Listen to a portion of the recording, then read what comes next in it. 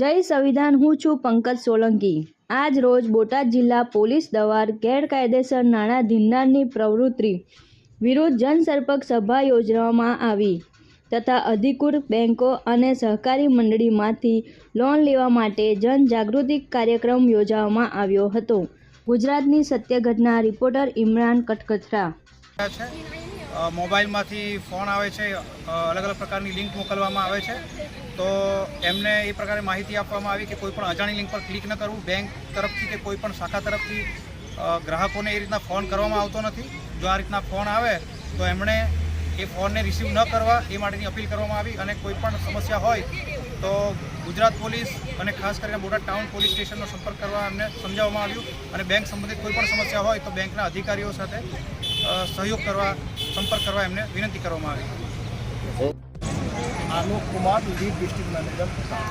आज Botad town hall police station में एक कार्यक्रम रखा था, क्या कार्यक्रम था और उसका पर्पस क्या था?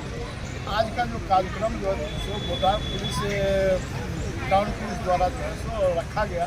इसमें जो है सो ग्राहकों को जागरूकता संबंधी जो है सो ज्ञान प्रदान किया। इसमें लोगों को जो है सो लोन लेने के बारे में जो है सो महाजन से बचने के बारे में और जो है सो फ्रॉड से बचने के बारे में विस्तृत रूप से जानकारी।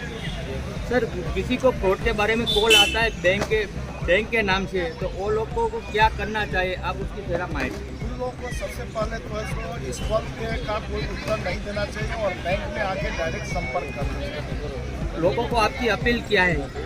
कोई भी कॉल इस तरीके से आए कि हम बैंक से बोल रहे हैं या फलाने डिपार्टमेंट से बोल रहे हैं, तो उनको जो है सो उस कॉल पे ध्यान न देकर डायरेक्ट जो है सो बैंक में जाके मिलना चाहिए। Thank you sir, thank you. मतलब તમારી બધી માહિતી જે લિંક કરીને એની પાસે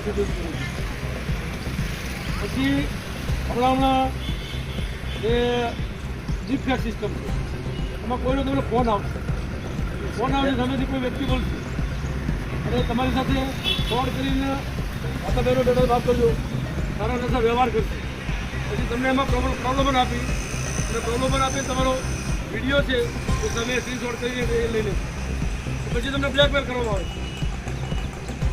બ્લેકમેલ કરી તો ફોન કરે તમે આટલા પૈસા આપી દેજો, આ પૈસા આપી દેજો, એ પૈસા તમે એને માની લો સરેન્ડર થઈ ગયા, તો પછી એનો ભાઈ કે ભાઈ મારી પૈસા ત્યાં આમ કેવું ઓલું કર્યું છે, દાદા આટલા પૈસા દેવા પડે ફરિયાદ કરી, એટલે બાપ આવે પોલીસ સ્ટેશનમાંથી કોન્સ્ટેબલ આવે,